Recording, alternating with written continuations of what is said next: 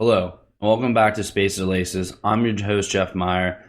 Bad weekend for Pittsburgh sports. Really bad weekend. I was at the Steelers game. I watched that devastating loss to the Jags. But I think more importantly, I want to first talk about the Pirates. It's hard to be a Pirates fan. You're going to hear me be speechless a lot for talking about the Pirates because I don't understand the organization at all. So growing up, I was a Braves fan. Didn't really like the Pirates. Went to college at Pitt. Started watching a lot of Pirates baseball in college. A lot of my friends, huge Pirate fans, started attending games. Watched a lot games on TV. Started buying into the Pirates. I thought, you know what? All the talk, the last 20 years, everything that I saw,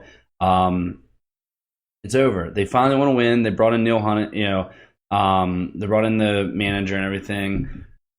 And I thought they had something. In the last couple of years, they've just been dealing everyone away. It's been a crapshoot. It's just awful. It's hard to talk about. It's very, very frustrating. Got rid of Garrett Cole last week. Get rid of Andrew McCutchen. And now Harrison wants to leave. I guess you have Polanco left and Marte. And you got Josh Bell, your young guy. But it's tough. Andrew McCutchen's been the face of the Pirates for the last 10 years. He's what made me be a Pirates fan, honestly. You couldn't want a better role model, a better face of your franchise than Andrew McCutchen. And I know it's baseball's business, sports. We get too emotionally attached sometimes to our favorite sports teams, our organizations. But Andrew McCutchen's the guy you got to love. He did everything right. He's a class act his entire career. He's exactly what you want in the face of a franchise as a player, as someone you want your kids to look up to, as far as a baseball role idol, someone you'd want them to look up to, did things textbook, by the book. And it's just hard. It's really hard. It's kind of emotional.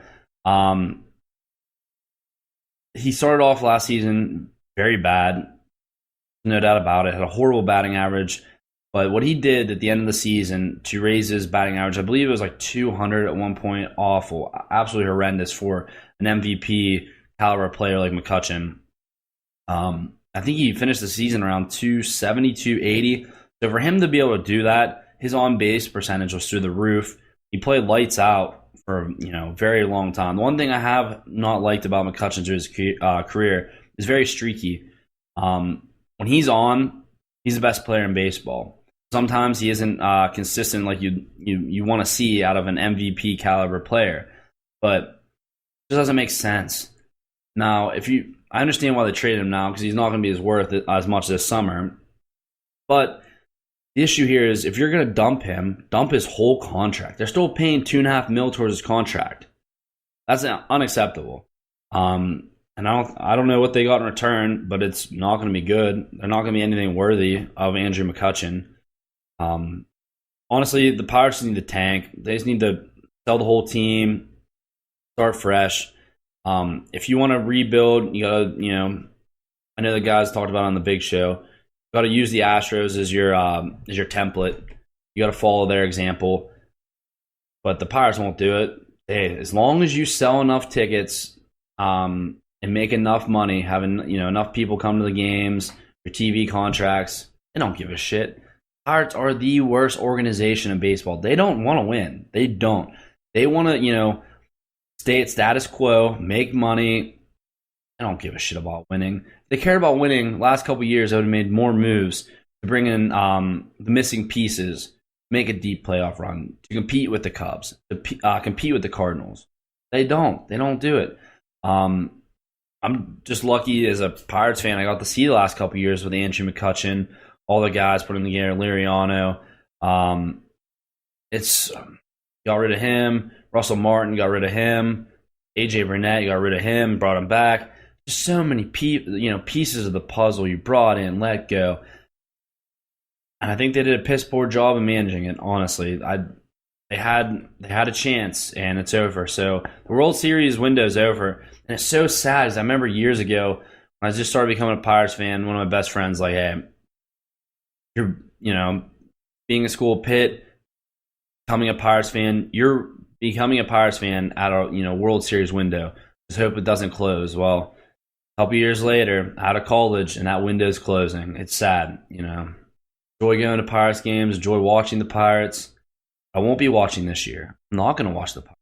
I'm not going to go to games. Why spend money on such a shitty brand and helping this organization? They need to clean house. If they really want to, if they want to do this rebuild, sell the farm, start from scratch, or which I would rather prefer, clear house and fucking management. Get rid of all those guys, replace everyone. Start there.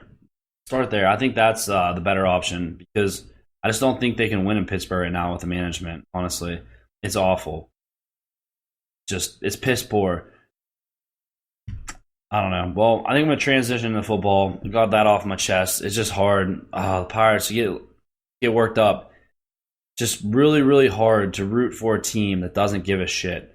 And one of the things I said as soon as I found out about Trey McCutcheon, I put on Twitter, boycott the Pirates.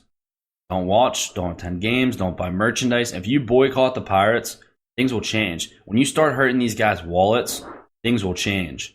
That's how it is in life. In business, baseball's a business. That's what they're basically saying. All right, we're Trey McCutcheon. We're going to do what's best for the team, best for the organization. Hurt their wallets. That's the only way you're going to make a difference. As a fan, the only thing you can do, hurt their wallets. Don't fucking watch. Don't go to the games. Don't buy the merchandise, like I said. Boycott the Pirates. If you boycott the Pirates, there will be changes in management. And they will happen sooner rather than later. Now, talking about changes to an organization, Todd Haley was just fired as the offensive coordinator of the Steelers. Last couple of years, I thought kind of bipolar in my opinion on this because there's times I thought he did a really good job as offensive coordinator of the Steelers, but then there's other moments where he makes the dumbest fucking play calls of all time. And it's hard as a Steelers fan, as a diehard Steelers fan, to watch Steelers. Honestly, the way they played, being very bipolar.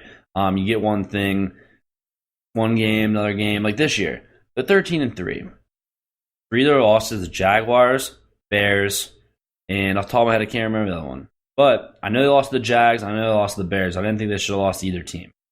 And then in the playoffs, you lose at home to the Jaguars after scoring 42 points. You'd think, well, they scored 42 points, 13-3, you wouldn't get rid of the offensive coordinator. But when you have an offensive coordinator that I was at the game, I don't know what play sheet he was looking at, what he was doing on fourth downs, especially the first one. 4th and 1, it was like 4th and 6 inches. And now Ben audibled out of the first call. And basically, from what I understand, Haley gives them some checks, but they can't just straight audible to whatever he wants. He has a couple plays, 2 or 3 plays, and that's what he gets to pick from. He can't do anything else other than those 3 plays.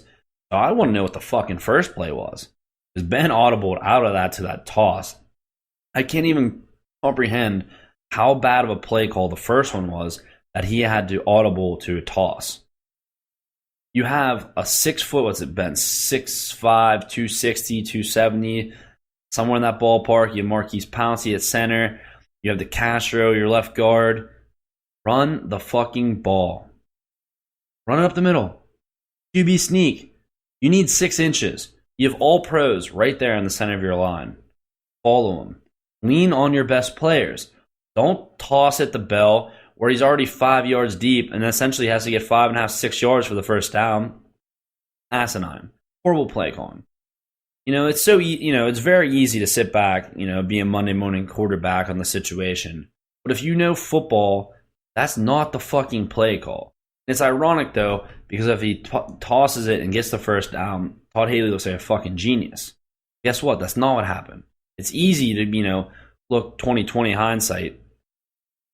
Didn't make the play. It was an awful play call. Running up the middle, QB sneak. Not get too fancy. Just grind it out. You only have 6 inches to go, a yard. Somewhere in that ballpark. It was very short. It wasn't that far. It wasn't, 4th and 10. It was a very manageable 4th down. But here's the thing, too, is I love aggressive coaching. And this is one thing, like I'm hearing a lot of things where Tomlin might be in the hot seat. I don't know how much I buy into that. Steelers don't get rid of head coaches. They find one they like, and they let him pan out. There's a couple years there where Bill Cowher could have got fired. Now, I love Bill Cowher as a coach. Growing up, that's the kind of coach, him being the head coach of the Steelers, that you look towards the fiery, the passionate head coach. Tomlin is not quite that. He's more laid back and stuff. I like Tomlin. I like him as a head coach. But sometimes he's a little too aggressive for me. There's multiple times in that game when they went on 4 downs where I believe they're in field goal range. Kick the field goals. It's the playoffs. Points matter. You lost by 3 points to the Jaguars. That first fourth down they didn't get. Kick the field goal. Boswell's proven he's one of the best kickers in the league this year. If I'm within 55 yards, I'm using Boswell. Put points on the board. Just rough to watch. Talking about putting points on the board. If anyone would have told me before the game, Steelers are putting up 42 points, guarantee you, do they win or lose? I say there's 10,000% they win. I can't even comprehend how I would have put my life savings on it. Why not? Steelers have 42 points at home. They're going to score 42 at home. They're going to win the game. But no. They let up 45 and lose. So Todd Haley gets fired. That's fine. The person I've been on the hot seat with the last 2 years, when I look at it, because growing up, I was watching Dick LeBeau coach that defense. He was a D coordinator. Now Tennessee, who did a pretty good job with the Tennessee Titans since he's gone there. But Keith Butler, you give up 45 points at home in the playoffs, and you have a Hall of Fame quarterback, probably a Hall of Fame receiver, and God knows, maybe future Hall of Fame running back. You have the big three on offense. You have Bell, Brown, and Ben. And you fucking lose by giving up 45 points at home. It's not on the road, it's at home. You have 45 points. Your job's on the line. If I'm the Steelers and I have the power to make changes at the coaching level, Keith Butler's the first to go. You lose Shazier. Now, obviously, he's injured. Horrible injury. That's not a Keith Butler. But you lose him, so you lose your most talented defensive player. Joe Hayden went down for a spell. You get Harrison, you let go to the Patriots. Now, obviously, Keith Butler didn't make all those decisions. There's things that happen outside of coaching. Obviously, injuries, trades, stuff like that. He wasn't at fault for that. But you have to make adjustments as a coach. You have to look at your personnel and make adjustments. And I don't know what the hell kind of adjustments he made Sunday, because it didn't do anything. There was no pressure. So Pittsburgh, Blitzburg this year had the second most sacks in the league as a team, and it was the most any Steeler team has ever had, I believe. You might have to fact check me on those two things, but I'm pretty sure out of any Steeler team ever, they had the most sacks as a team, and they're second in the league. And I didn't see one sack this weekend of Blake Bortles. Blake Bortles is an average quarterback at best. Average. If I had to pick starting quarterbacks in the league, there's probably 20 quarterbacks I'd take over Blake Bortles. And he comes to Pittsburgh and wins, and he helps put up 45 points. Now, I know 14 points came off turnovers, essentially. Been through that horrible pick in the game. That led to points. And the strip fumble led to points. That's 14. So you can't give Blake Bortles, claims to 45 points. But he put up enough. He put up 31. Put up 31 points at Pittsburgh. Leonard Fournette played amazing at over 100 yards rushing. But you can't lose to a team at home that Blake Bortles is a starting quarterback for. It's unacceptable. It's unacceptable. Keith Butler's job, he should be on the hot seat. I didn't see any blitzes. Very, very few blitzes. There was no pressure the entire game. Now, talking about calling people out, maybe light them up segment, I'm calling out Mike Mitchell and Bud Dupree. Bud Dupree is a freak athlete. And it's funny because I've been talking to my friends about this for the last 2-3 years. My one good friend, Scott's been huge on Bud Dupree because of how athletic he is. He's a freak athlete. Give him time. Well, guess what? He's had time, and he hasn't developed like he should have. He has no real pass rush moves, and he's not strong enough to run through and bull rush tackles. He's so athletic, it blows my mind. Who is coaching him? Is it on Joey Porter being a linebackers coach? I don't know who is on, but it's on someone. That guy should have 5 to 10 sacks a year minimum. I don't know how many he had this year. Maybe he did.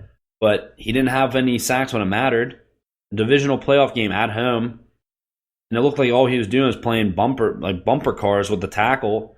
They were just pushing each other. I didn't see any real effort to get to the quarterback. Now, it's hard. It's very hard. At least for me, maybe not for everyone. But when you're at a game, depending on where your seats are in the stadium and stuff, it's kind of hard to get the full picture, the understanding, the comprehension of the game. That's one of the things I love about watching them on TV. With the replays, you get a better understanding of what exactly happened, transpired in the game. But being at the stadium, I didn't see any pressure from Bud Dupree. TJ Watt wasn't much better. And these are your two guys that you had to be extremely confident to let go. James Harrison. James Harrison's been playing good in the playoffs. Been playing well against the run. Has got pressures. Had some sacks. But you're so confident in TJ Watt and Bud Dupree. You let him go. You let him walk. Goes to another team. Goes to the Patriots, your biggest rival. The Patriots are about now to go to another Super Bowl and win it. And you're just helping them out. Oh, man, it's frustrating. It's very frustrating. So not only am I calling out Bud Dupree, I'm kind of calling out TJ Watt. No pressure at all. You have to step up. You don't have Shazier to bring pressure. You have to find, exotic blitzes, different things to bring pressure off the edge, maybe roll down some corners, safeties. I don't know. You have to bring pressure. Spence couldn't cover anyone out of the backfield. Couldn't cover anyone. Vince Williams, I believe, got hurt in the game, but he didn't have a great game. Cam Hayward was a fucking ghost. I didn't hear his name once in the game. I didn't see him make any huge plays. Didn't see him be relevant. But here's the bigger one too. I don't know what it is, but I'm a huge Mike Mitchell hater. And he's the one that has to go on and tweet every fucking day something about this or that, or just being in the spotlight, the media. Basically, the one I called him out like a month ago, or whatever, or maybe called out Matt Hasselbeck for calling him out. I don't even remember. But the point is, Mike Mitchell's always in the media talking some kind of bullshit, talking shit. Listen, when you talk shit, you better back it up. You better play better than what you did this game. The fact that, oh man, one play blew my mind. He was so worried about Leonard Fournette. It was maybe on like the 15-yard line, 20-yard line. It was on the opposite side of the field from where I was sitting. But he sold out on the run so hard that he let a fullback run right behind him and catch a touchdown pass. It was essentially, in my opinion, like the nail in the coffin for the game. And the Steelers, they made it interesting towards the end and all that, but that play was brutal.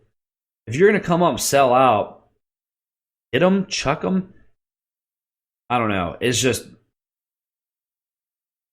I don't understand with him. It just seems like when there's clear play action pass opportunities and situations, he just flies. He just flies.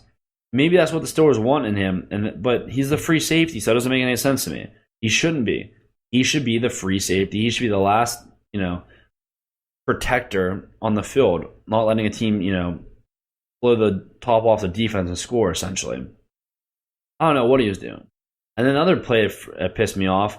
It was towards where, like, my end of the stadium, the open end, where the scoreboard is. The deep pass down the field. It was like a post route. I believe it was Joe Hayden was covering, really good coverage. And Mike Mitchell was in a position, if he had any ball skills or awareness, he could have made a play on the ball and probably picked it off. There was, that's the one thing that separates these big games, playoff games. There's those split seconds when football players need to make football plays.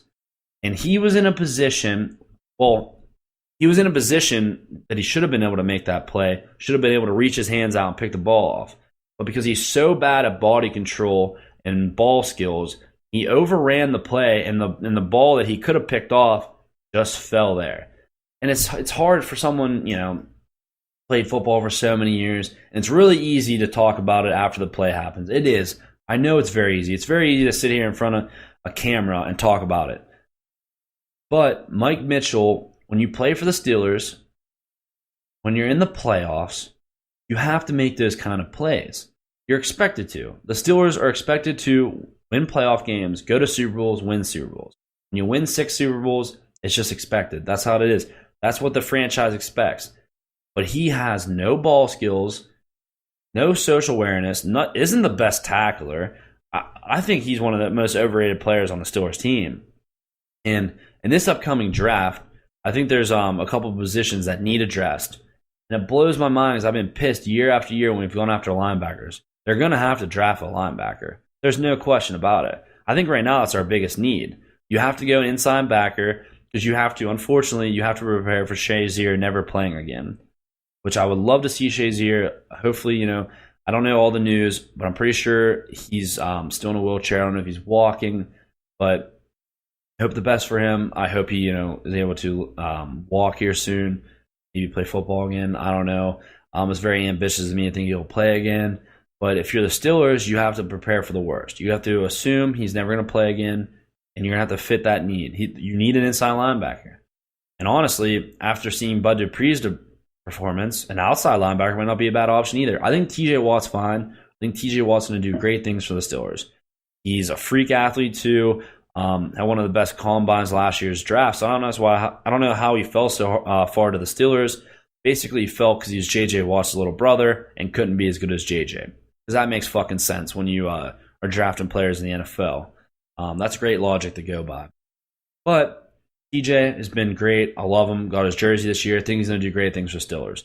They're going to have to draft inside linebacker, outside linebacker. Those are your 2 biggest needs.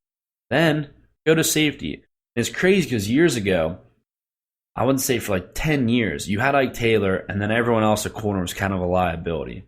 It's funny to say, but William Gay, after Ike Taylor, was one of the more stable guys you could trust at the corner position.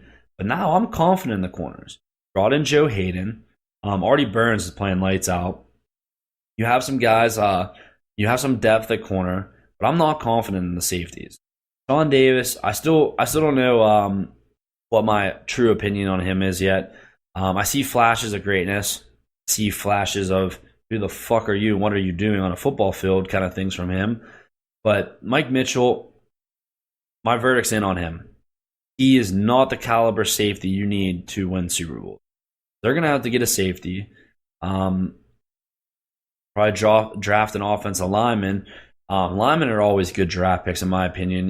They're not flashy. They're not great, but I think the Steelers next year, looking towards, I know it's really early to start thinking about the draft and that, but you have to.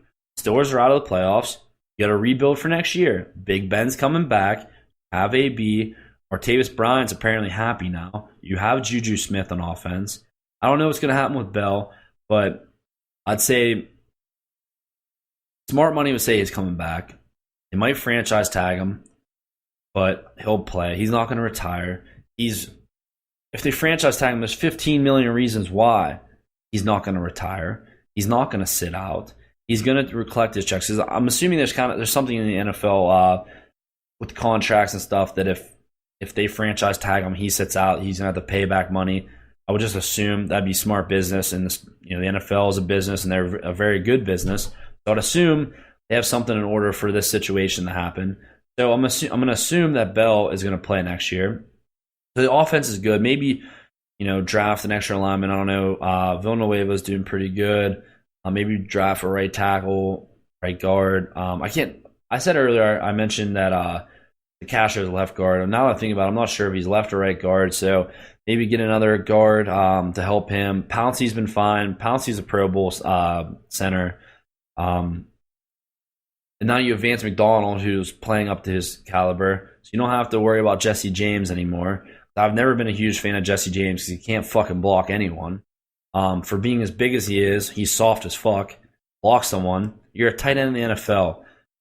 Jason Witten was another example, not the best blocker. He was soft. Jason Witten has a Hall of Fame career, one of the best tight ends ever. Jesse James isn't that. Not one of the best tight ends ever. You got to block someone. Hopefully Vance McDonald will do a better job than Jesse James will. You have pieces on offense. I think this year, Steelers should get another D coordinator. So you keep Tomlin, got rid of Haley, get rid of Keith Butler, and start rebuilding that defense. You've already been doing it for the last couple of years. Got a lot of young talent on defense. Keep bringing it in. Every year now seems like Ben has one more year left. So I don't know how many more years he has left. But looking at his age and looking at what Tom Brady's doing, when you're in the AFC and right now, the only real competition you have apparently is the Jaguars, even though I didn't think they really were. You got the Jags, you got the Steelers, you got the Patriots. And then you don't know what's going to happen with Kansas City and Andy Reid. Alex Smith might not be there. I don't know what's going to happen with them. Oakland, bringing in John Gruden, but Derek Carr didn't play up to his expectations for this year. You don't really know what's going on with Oakland. I don't know what the hell's going on. Denver doesn't have a quarterback. They have a great defense, don't have a quarterback. The Titans, they just got rid of Mularkey as their head coach. Maybe bring Mularkey back to Pittsburgh. He was a Pittsburgh guy. Bring him in, offensive coordinator. But the reason why I'm bringing up, I'm talking about all these other teams and what they got, this or that. Ben would be silly to retire now. From what I understand, he doesn't have any serious injuries or elements. Obviously, I don't know. I'm not Ben Roethlisberger. I don't know if I've been affected by the game. But I was just saying, he doesn't have very many mental or, physical injuries from football. You're going to have a chance to go to the Super Bowl every year. It's going to be you and Tom Brady until Brady retires. You might as well play for another 3 years. Bring in Mularkey, maybe, offensive coordinator. You have talent. As long as you have Bell and Brown, I like your chances. The defense is young. Hopefully you rebuild, keep rebuilding it this year. You're going to have a chance. Why not play for 3 more years? Maybe get another Super Bowl. If you get 3-4 Super Bowls, I don't know. Maybe that's just me being a Yinzer and a Pittsburgh diehard fan, not wanting to let go of Ben, because once Ben's gone, it's going to be some rebuilding years. And then I think it was Bell and Brown going to want to stick around, because if Ben retires after next year, that's what I was thinking about this year. This wouldn't have been a bad year for Ben to retire. You could have went after Alex Smith, maybe Eli Manning. Could have went after a veteran quarterback that still has some tread left on the tires to make a Super Bowl run when you have the talent you have on offense. But looks like Ben's going to be back for a few more years. Well, at least one more year. I'm hoping maybe 3 more years. I don't want to see, my childhood quarterback of the Pittsburgh Steelers retire. And you have probably a Hall of Fame quarterback. Ben's probably a Hall of Fame quarterback with 2 Super Bowl wins. All the records he has is, as a Pittsburgh Steelers, one of the best franchises in football. Probably going to be a Hall of Famer. So when you have a Hall of Fame quarterback, win a lot of games. You have chances to go to Super Bowls. So it's going to be very hard for me as a Steelers fan when Ben finally steps away from the game. But I don't know. It was just a really bad weekend. It was hard to watch. I thought there was a lot of dumb play calls. Honestly, I was talking earlier about how they put up 42 points. They didn't score. They're lucky they put up 40. There was a couple balls that Ben threw up. I'm pretty sure the Martavis one before half was a 4th and 10. He just chucked up for a touchdown, 41. I think it was a 41-yard touchdown or something like that. Threw a couple up to A/B. People made plays for him. Those plays didn't go their way. Might have been a route. But on the flip side, the first drive, if Jacksonville doesn't score on that 4th and 1 on the goal, I'm pretty sure it was like 4th and 1 on the goal line. They went for it. Fournette scored a touchdown. Football is a game of inches and momentum swings. There's 1 or 2 plays that don't go Jacksonville's way, Steelers win. There's 1 or 2 plays that don't go the Steelers' way, it's a blowout for Jacksonville. That's football. You gotta love it. It's a game of inches. I think the movie Any Given Sunday with Al Pacino showcases that perfectly. But it's a game of inches. It's a mind game. It's a chess game.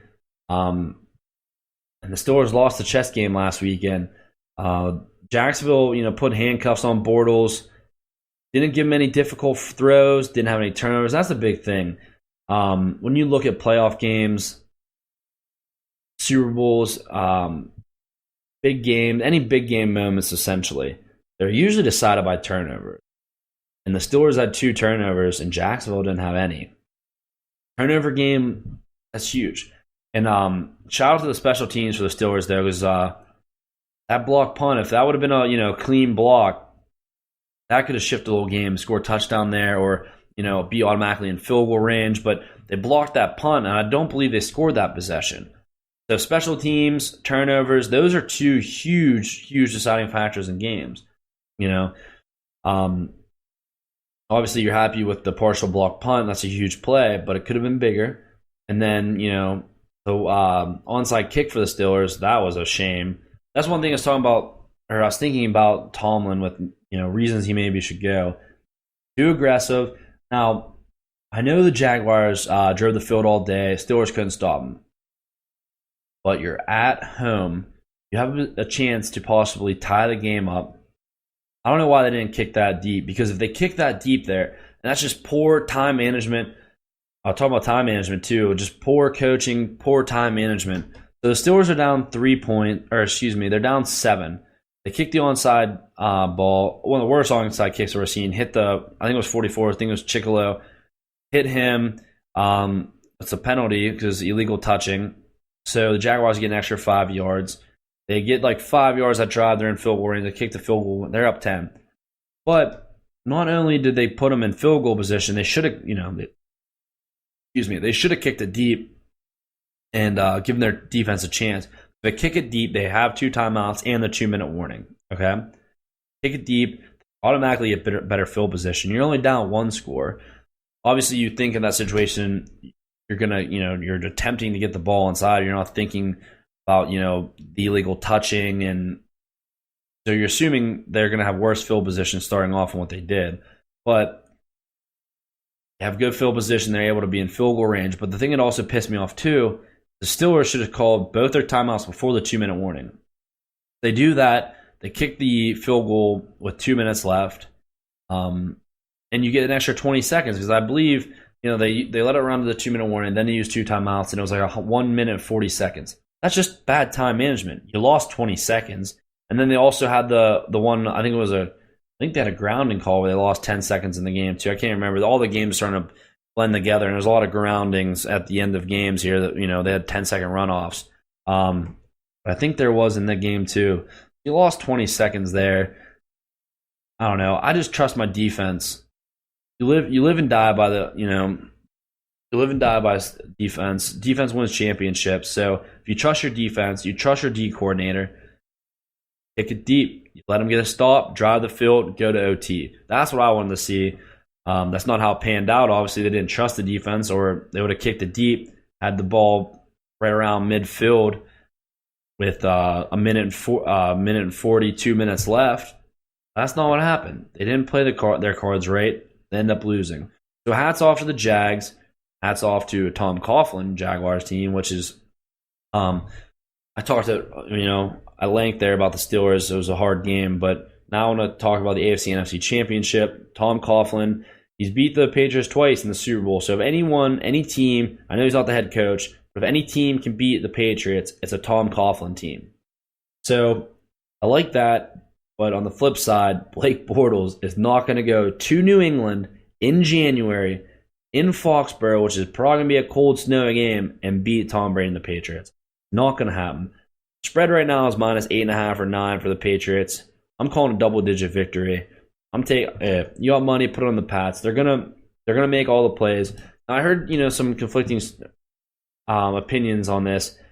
People think that based off the Jacksonville's defense, their ability to bring pressure. You got Ramsey, the other corner. You have some people that could match up well with this New England's receivers.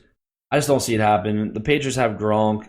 Bill Belichick will have the team ready. They're not going to score 45 points on the Patriots at Foxborough. That won't happen.